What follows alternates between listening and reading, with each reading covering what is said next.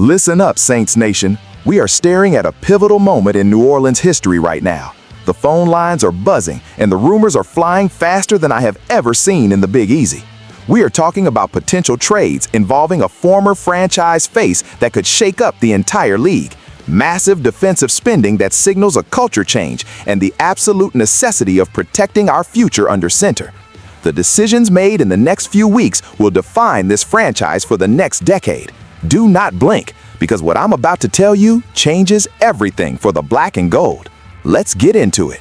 Let's start with a bombshell report that dropped yesterday, February 11th, regarding the New York Jets and a very familiar face for New Orleans. Heavy Sports is reporting that the Jets' hiring of Bill Musgrave has ignited serious speculation about a reunion with Derek Carr. Now, let's look at the facts here. Carr announced his retirement last offseason. He walked away from the game. However, because he retired while still under contract, the New Orleans Saints still hold his rights. For this to happen, Carr would need to file paperwork to unretire, allowing New Orleans to facilitate a trade. Musgrave was Carr's offensive coordinator previously, and there is a documented connection there that cannot be ignored. Now let me tell you what I think about this. This is absolute madness, but it makes perfect sense for the Saints. If Derek Carr wants to come back and play for the New York Jets, you drive him to the airport yourself. We are talking about acquiring draft capital for a player who isn't even on the active roster right now. This is a gift from the football gods.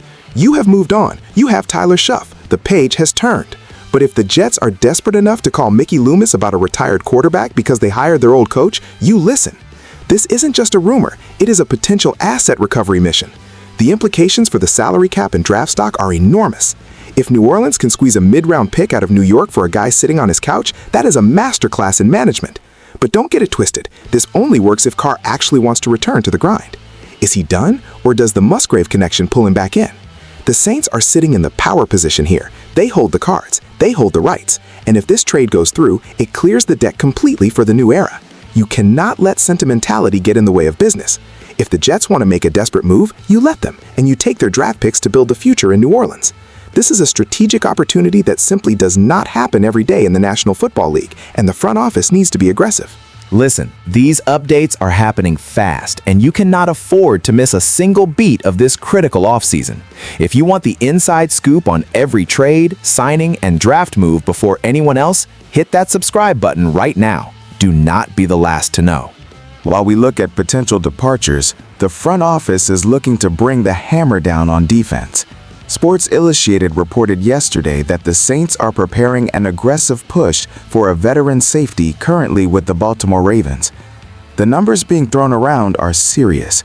We are talking about a projected contract in the range of $10 million. $10 million! That tells me one thing. The Saints are not satisfied with the back end of their defense. They want a headhunter. They want a leader. They want someone who has played in a system that demands excellence. Let's break down why this matters.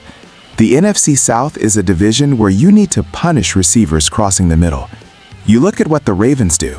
They breed toughness. Bringing that DNA to New Orleans is exactly what the doctor ordered. But here is the question. Is $10 million too much? Some might say it is an overpay. I say it is the price of doing business if you want a legitimate no-fly zone. You cannot have a soft secondary in this league and expect to survive. This potential signing signals a shift in philosophy. They aren't looking for a stopgap. They are looking for an enforcer. Think about the impact on the locker room. You bring in a guy from a winning culture like Baltimore, and instantly the intensity level at practice goes up. This is a strategic move to shore up the defense so the offense doesn't have to score 30 points a game to win. It is about balance. It is about grit. And quite frankly, it is about time the Saints stopped playing nice in the secondary. If this deal goes through, opposing quarterbacks are going to think twice before throwing deep on us. This is the kind of aggressive move that separates contenders from pretenders. You pay for quality, you pay for experience, and you pay for intimidation. That is what this $10 million represents. It is a statement to the rest of the league that the Saints defense is coming to play, and they are willing to spend the money to prove it. This is a critical decision for the salary cap, but an even bigger decision for the identity of this football team. Now, everything we just discussed, the the potential trade capital from Carr, the defensive reinforcement, it all leads to this single critical reality. A to Z Sports released a mock draft this Wednesday that paints the clearest picture yet of the Saints' future. The priority is undeniable. Surround quarterback Tyler Shough with elite talent. We are talking about a kid who was a finalist for Rookie of the Year in 2025. He is the franchise. He is the truth. And this mock draft suggests the Saints are going all in on offensive weaponry and protection for him. This is life or death for the franchise. You have found your quarterback. Do not ruin him. We have seen it too many times in this league where a team gets a young stud and then leaves him out to dry. Not this time. The strategy is clear. Use every resource available to build a fortress around Shough. If that means using the pick you get from a Derek Carr trade to draft a tackle, you do it. If it means saving money elsewhere to buy him a premier wide receiver, you do it. This mock draft isn't just a prediction, it is a mandate. The reconstruction of the offense rests on Shough's shoulders, but he cannot carry the load alone. He proved he belongs in this league last year. Now the front office must prove they belong by giving him the tools to win a Super Bowl. I don't want to hear about best player available. I want to see best player for Tyler Shough. You protect your investment. This connects back to the safety signing. You build a defense so Shough doesn't have to play from behind. You trade Carr to get assets to help Shough. It is all connected. The Saints are building a machine, and Shough is the engine. If they mess this draft up, if they ignore the offensive line or the skill positions, they are setting this franchise back 5 years. The pressure is on, and the clock is ticking. This is about maximizing the window of a young quarterback on a rookie deal. You have to be perfect in the draft. No busts, no projects. You need immediate impact players who can step onto that field and elevate Tyler Shough's game to the MVP level. The blueprint is there. Now execute it.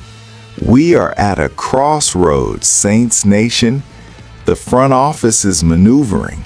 The rumors are swirling, and the blueprint is being drawn right before our eyes. From trading the past and Derek Carr to securing the future for Tyler Shough, every move matters. I need to hear from you. Do you make that trade with the Jets? And is spending $10 million on a safety the right move? Or should that money go to the offensive line? Let me know in the comments. We are in this together. Who Dat?